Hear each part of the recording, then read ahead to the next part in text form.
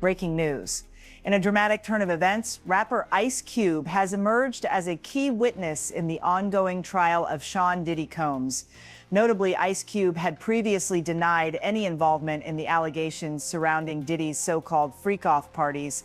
During the court proceedings, Ice Cube presented a series of what are described as pivotal pieces of evidence as Diddy faces serious charges that could potentially lead to a life sentence.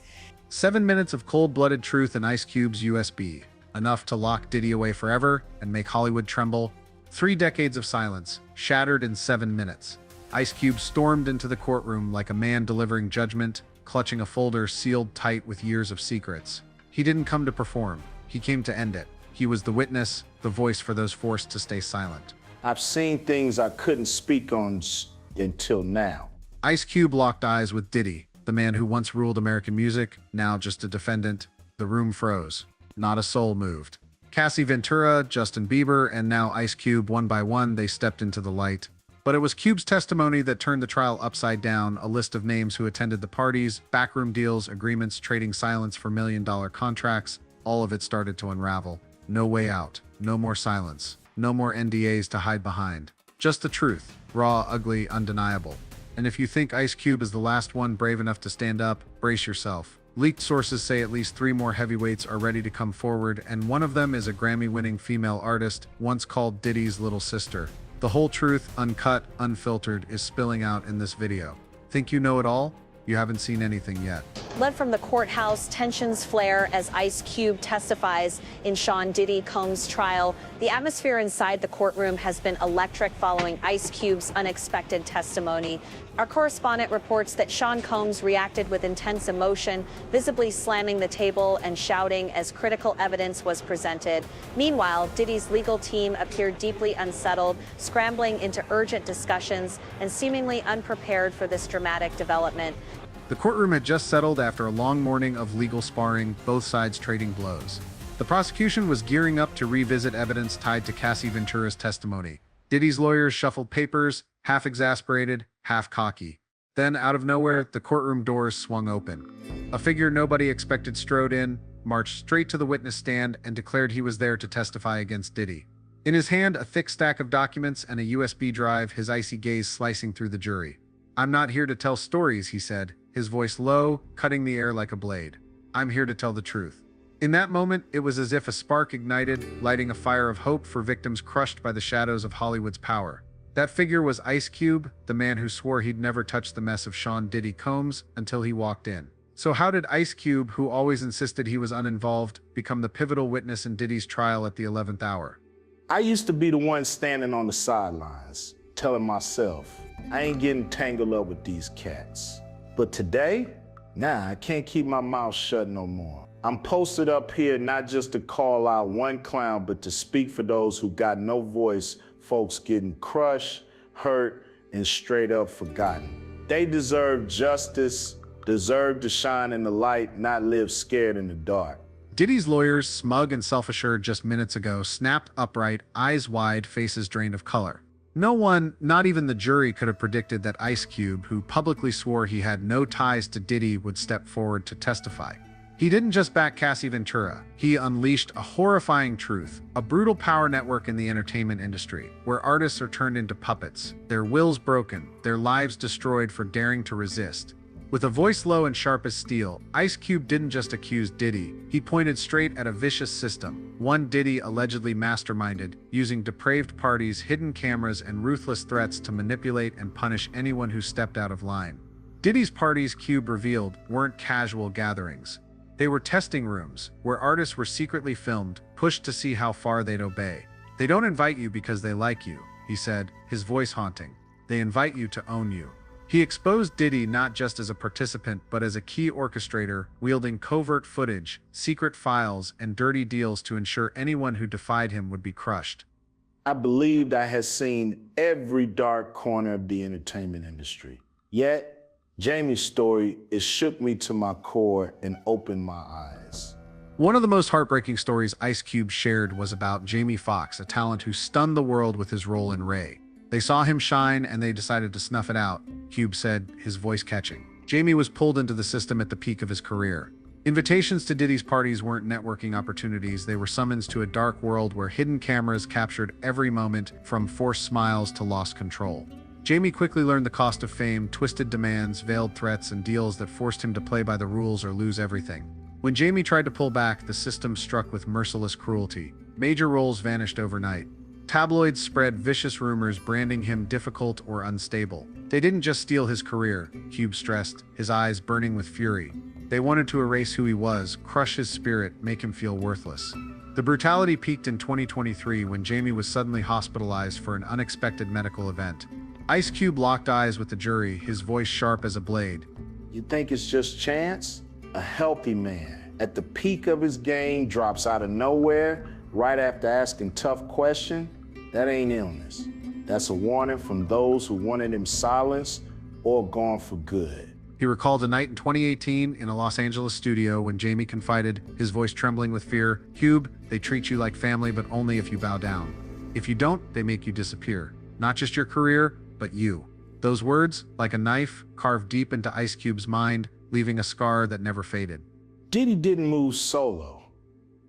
He's a cog in a ruthless machine where money and power pull every string. This system's been running forever, deciding who thrives in this game and who gets erased. That network doesn't just crush careers, it destroys souls, leaving unimaginable pain for anyone bold enough to stand against it. Ice Cube didn't stop with Jamie. He named Oprah Winfrey and Quincy Jones as the power brokers in this system, the ones pulling strings from the shadows, weaving a web of control. According to Cube, Oprah personally called Jamie right before the Oscars, not to congratulate, but to command, comply, or pay the price. She led Jamie to Quincy Jones, whom Cube described as the real kingpin, a man who didn't just produce music, but manufactured fear. "Quincy holds every secret," Cube said, his voice haunting. "He decides who rises, who falls. He's not just a producer, he's a ruler, a gatekeeper of hell." At a meeting in Quincy's mansion, Jamie was trained to accept the unspoken rules. Ice Cube stressed, Jamie had no choice but to fall in line. They didn't offer a deal. They gave an order. Play by our rules or you're done. That's no empty threat. It's a brutal system where anyone who dares stand up pays with everything, even their life. To bolster his testimony, Ice Cube presented a 7-minute video from a 2016 Miami party, secretly recorded by a former Bad Boy Records employee. When the footage played on the courtroom screen, the room plunged into a nightmare. Dim red lights cast an eerie glow on familiar faces from the entertainment world, stumbling through a haze of liquor and drugs. A young woman, eyes vacant, was led into a closed room by strangers. In the corner, Diddy stood, his smile cold and predatory, watching his prey trapped. The hidden camera captured it all: forced smiles, moments of lost control, filthy deals. Ice Cube roared, pointing at the screen. This is a prison. They'll film you, blackmail you, keep you living in fear that one day those videos will destroy you. Ice Cube didn't just talk about Jamie or Cassie. He spoke of dozens of other victims, young artists, men and women, ensnared in this vicious web. A young man promised a big role, only to wake up to a secretly recorded video of himself, incoherent, with threats to leak it if he dared resist. A rising female singer forced to attend parties to keep the peace with Diddy, only to quit when the psychological toll became unbearable. "They don't just destroy careers," Cube said, his voice thick with emotion. "They destroy people. They steal your dreams, your dignity, your will to live. They turn you into a walking shell, existing only to serve their interests." I got an email at 2 a.m., just 3 sentences, but enough to show me the old me. A coward, compromising, silent. I know if I don't speak up, someone's gonna die. And this time, I can't be a coward no more. When the judge asked why he chose to speak out, Ice Cube bowed his head, his voice low, as if confronting himself. He admitted to being a familiar face at Diddy's parties, despite years of denying it publicly. "I was there," he said, his voice heavy with truth. I've seen what they do. Young girls drugged, artists forced, lives broken, but I stayed quiet. 'Cause I was scared. Scared of Diddy, scared of the system behind him, scared of those still out there, ready to crush anyone who dares speak out. Everything changed in August 2024 when Ice Cube received an email from Cassie Ventura, who had endured a decade of Diddy's hell. In her message, Cassie pleaded with him to stand up, her voice a mix of desperation and resolve. "You know the truth, Cube. I lived in that hell, and I know I'm not enough alone to make Diddy pay. If you don't speak, no one's safe. He'll hunt us all. Not just me, but everyone who ever set foot in those parties, even once. Cassie revealed her paralyzing fear. Time's running out, Cube. He won't stop. If Diddy walks free early, with his ruthless better kill than misses mentality, he'll spare no one who holds even a shred of evidence against him. He has files on all of us, she wrote. No one's safe unless we stand together to take him down. Cassie's letter sliced through the veil of fear in Ice Cube's mind. He saw flashes of faces from those parties, young artists full of hope, now mere shadows crushed by the system. He thought of Jamie Foxx, a friend he respected, nearly erased for daring to resist. I couldn't stay silent anymore, Ice Cube told the jury, his voice trembling with resolve. Not when Cassie and others are fighting alone. I'm here for them. For those who lost everything, and for those still trapped in this system's cage. As Ice Cube finished his testimony, the courtroom sank into silence. Diddy, who had maintained an almost arrogant calm until now, showed cracks of unease for the first time. He bowed his head, tapping his pen relentlessly in a nervous tick, avoiding the video from the 2016 party, a damning glimpse of the brutality once hidden behind his cold smile. Diddy's lawyer, Marcus Hale, launched a counterattack, trying to discredit Cube by using his real name and a mocking tone. If you knew all this for so long, Mr. Jackson, why stay silent for 20 years? Why speak up only now? The room held its breath, waiting for his response. Ice Cube stared straight ahead, his voice low but unwavering. Because I was afraid, I feared Diddy. I feared the system behind him. I feared the people who could make you vanish with one phone call. But Cassie showed me silence isn't safety, it's complicity. I'm here for those whose voices aren't loud enough to face this machine. I'm here for them, the ones crushed, erased, just for daring to dream. His words shook the jury. Hale pressed on, accusing Cube of attending those parties himself. Cube didn't flinch. I won't deny I was there. I walked into those rooms, saw what they did. Young girls drugged, artists forced to bow, lives broken. I'm not here to justify my silence. I'm here to fix it. I'm here for Cassie, for Jamie Foxx, for the other victims. Call me a hypocrite if you want, but today I'm speaking the truth, and that truth will bury you. Seizing the moment, lead prosecutor Alicia Bennett demanded an expanded investigation, not just into Diddy, but into other power players.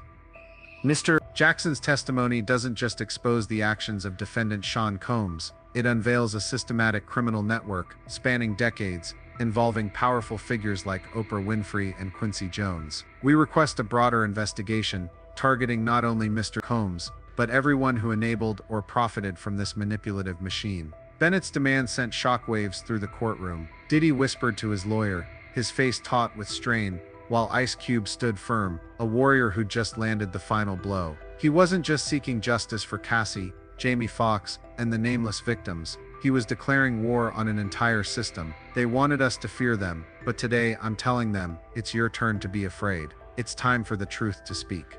Some truths are too brutal to face head-on. Some power systems thrive on fear, threats, and silent deals. But no matter how cleverly they're hidden, the light of truth will eventually break through, and when it does, silence stops being a refuge. It becomes proof of complicity. Ice Cube's walk into that courtroom wasn't just a dramatic moment of justice, it was a profound reminder of the value of courage. Courage to confront your own past, to admit what you once dodged, to stand up for those without a voice. In today's world, we're often taught to stay quiet for safety, to play nice, to keep our place, our jobs, our reputations. But that culture of silence shields evil, numbs compassion, and enables countless souls to be wounded in the shadows. A toxic system can't survive without the silence of the many. Ice Cube was once silent, like so many others. But he showed us a vital truth. Silence doesn't erase guilt. It only delays the consequences. And at some point, when you see the wreckage, shattered lives, crushed spirits, dreams ground to dust, you face two choices: keep turning away and live with the torment, or stand up, speak the truth, and pay the price of conscience. Speaking the truth isn't easy. You might be called a hypocrite, grilled for years of silence, scrutinized for every word and deed, but as Ice Cube said, I'm not here to justify, I'm here to fix. That's the truest courage, not being flawless, but daring to make things right. The deepest lesson from this story is this: never underestimate the power of one person who dares to tell the truth, even if they're late. A truth revealed late is better than one buried forever. Each of us, at some point, will stand at the edge of silence or justice. When that moment comes, remember the silence of good people is what feeds evil most. The truth may cost you dearly, but it gives back something priceless, a clear conscience and the strength to face the world with your head held high. When Ice Cube walked out of the courtroom, he didn't look back. He didn't need the flash of cameras or the roar of the press. He'd done what millions across America were waiting for, stood up for justice, for Cassie, for Jamie, and for countless nameless victims. Late as it was, Ice Cube chose the path of courage, shattering silence to confront a brutal system. His story is a spark of hope. No power is untouchable. Whether you're a music mogul, a legendary producer, or a power broker, the law will come for you. And sometimes, all it takes is one voice, like Ice Cube's, ignited by Cassie's bravery, to unleash a storm that changes everything. This isn't just a story about a trial. It's about the power of standing up, about believing that justice, however delayed, will always find its way,